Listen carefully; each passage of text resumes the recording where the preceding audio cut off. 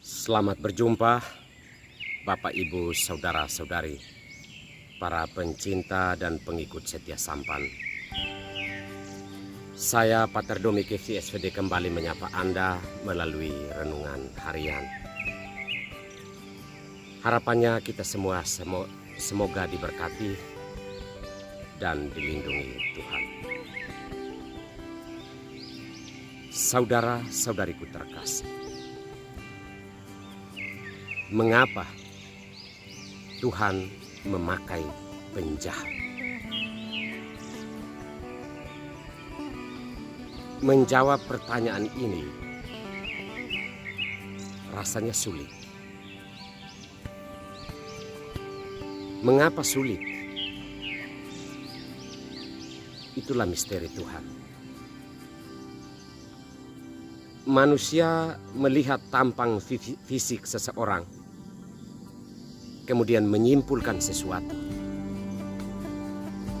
Manusia menyimak kata-kata seseorang, kemudian menyimpulkan sesuatu. Kesimpulan-kesimpulan yang bersifat manusiawi belum tentu benar. Hal ini sebenarnya adalah sebuah ajakan bagi kita untuk melihat sesuatu dari kacamata Tuhan, bukan dari semata-mata pandangan manusiawi belaka. Hari ini dalam bacaan pertama dari Kisah Para Rasul, kita mendengar bagaimana Saulus ditobatkan dan dipanggil oleh Yesus.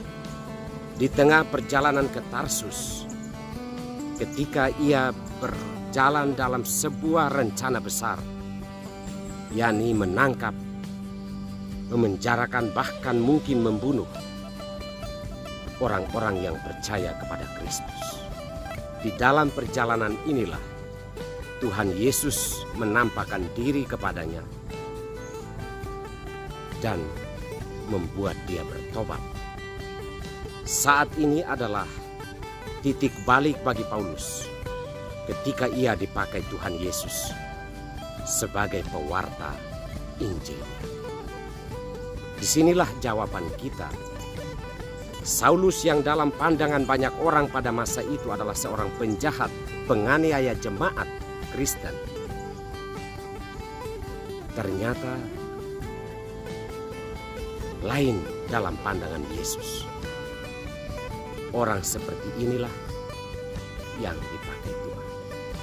Saudara-saudari terkasih, merefleksikan kisah panggilan Paulus menjadi murid Kristus juga seharusnya menjadi titik balik pandangan kita terhadap kehidupan. Orang yang santun dan sopan di depan Anda dan saya, belum tentu dialah orang kudusnya. Belum tentulah ia yang dipakai Tuhan. Tetapi orang yang dalam pandangan kita mungkin jelek atau jahat, belum tentu jelek di mata Tuhan. Artinya apa? Jangan menilai sesuatu dari tampang lahiriah, tetapi nilailah seseorang bahwa di dalam diri dia pun Tuhan berkarya. Tuhan pun bisa memakai orang-orang yang dalam pandangan manusiawi kita itu jelek.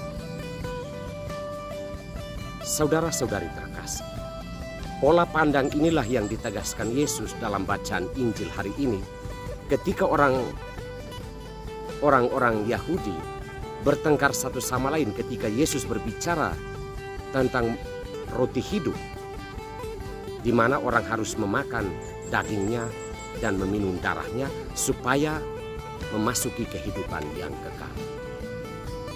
Menjawab hal ini, Yesus menegaskan bahwa roti yang dimaksud itu tidak sama seperti roti yang dimakan oleh leluhur bangsa Israel di padang gurun dan mereka semua telah mati. Yesus mau mengajak kita untuk membedakan makanan rohani dengan makanan jasmani. Pikiran kita semata-mata jangan melulu hal-hal duniawi, termasuk menilai orang lain, menilai situasi yang kita alami. Jangan semata-mata menilainya dari kacamata duniawi. Karena yang duniawi itu terbatas. Yang duniawi itu ada akhirnya. Oleh karena itu, kedua bacaan suci hari ini mengajak kita untuk memakai pandangan yang rohani. Dalam hal ini pandangan Allah dalam menjalani hidup, dalam memandang sesuatu, dan dalam menilai sesuatu yang kita jalani atau yang orang lain jalani. Supaya apa? Supaya kita tidak terbentur pada pola pikir yang sempit terhadap situasi hidup seseorang atau situasi hidup kita sendiri, kemudian mempersalahkan Tuhan dan menilai Tuhan tidak adil dalam tindakannya di dalam hidup kita. Semoga Tuhan memberkati kita semua.